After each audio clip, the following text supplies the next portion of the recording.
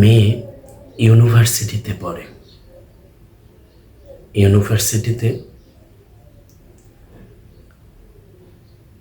পড়ালেখা করার জন্য তার নাকি একটি ল্যাপটপ লাগবে।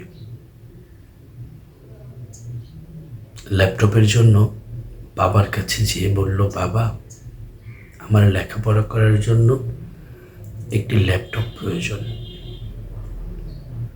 বাবা দীর্ঘ নিঃশ্বাস ফেলে বলছেন, আচ্ছা দেখি।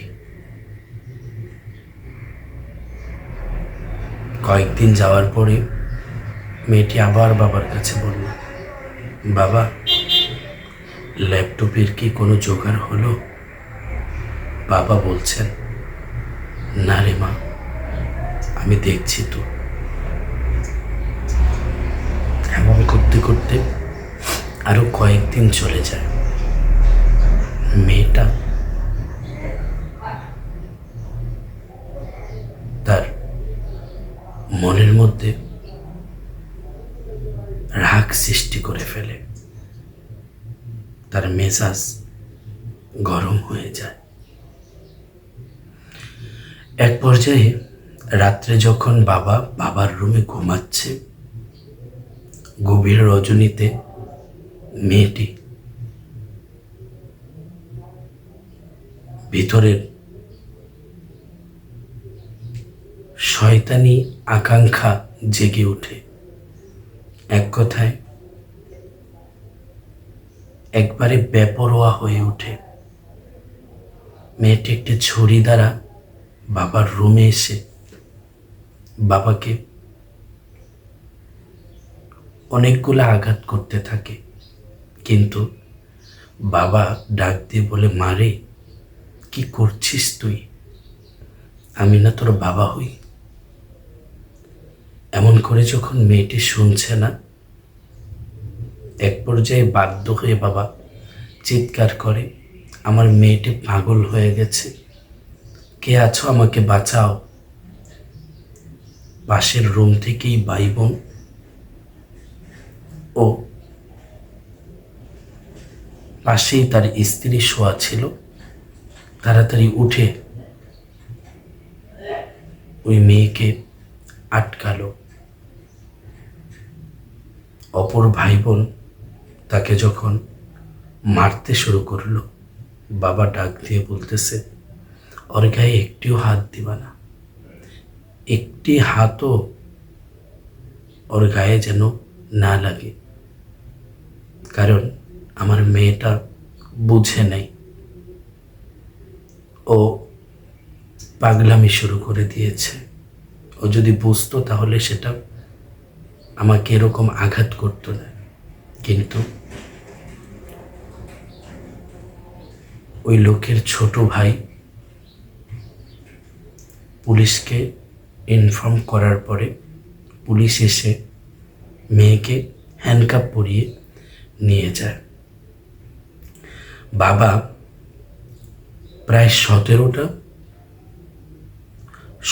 জায়গায় ক্ষত হয়েছিল, অঝোরভাবে রক্ত পড়ছে। সবাই মিলে হাসপাতালে নেওয়ার পরে মোটামুটি জ্ঞান আছে। এমত অবস্থায় পুলিশ সুপার কনস্টেবলদেরকে বলেছেন, যতক্ষণ পর্যন্ত সে না বাঁচে, এক কথায় যদি সে বাঁচে তাহলেও আমাকে ইনফর্ম করবে, যদি মারা যায় তাহলেও আমাকে ইনফর্ম করবে। কনস্টেবল 2জন রোগীর পাশে। একজন পুলিশের হাত ধরে বাবা বলতেছেন, ভাই,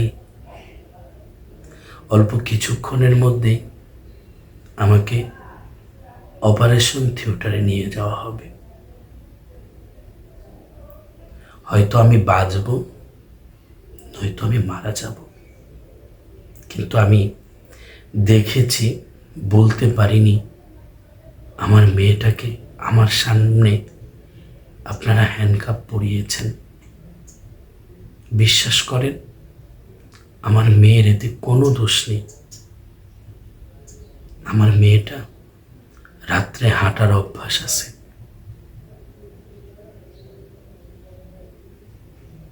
একটু পাগলামি করেছে, এতে আমি যে তার বাবা, আমার মনের মধ্যে কোনো আক্ষেপ তথা দুঃখ নেই। আমি যদি মারা যাই তাহলে আমার মেয়েটাকে ছেড়ে দিবেন, আমি জিন্দা থাকলেও আমার মেয়েটাকে ছেড়ে দিবেন। এটা আপনাদের কাছে আমার অনুরোধ। আমার মেয়েটা বোঝে না। আরেকটি কথা হচ্ছে, আলমারির এক কোনায় আমি আমার মেয়ের জন্য 42,000 টাকা ল্যাপটপের জন্য জমা রেখেছি। মেয়েকে বলবেন, আমি যদি মারা যাই তাহলে যেন সে ল্যাপটপ কিনে তার পড়াকে কন্টিনিউ চালিয়ে নেয়, সে যেন বাজে পথে না চলে যায়। সকলেই কেঁদে দিলেন, কনস্টেবল সহ কেঁদে দিলেন। কেমন বাবা! মৃত্যু পর্যায়েও সন্তানের জন্য কোনো আক্ষেপ নেই, কোনো দোষই যেন সে সন্তানকে দিচ্ছে না। এমনও হাজার বাবা দুনিয়াতে বেঁচে আছে যারা তাদের জীবনের শুরু থেকে এই পর্যন্ত অনেক পরিশ্রম করেছে, বিশেষ করে সন্তানের জন্য অনেকটাই পরিশ্রম করে। কিন্তু আমরা অনেক সন্তান সেটার মূল্য দিতে জানি না। আমাদের উচিত আমাদের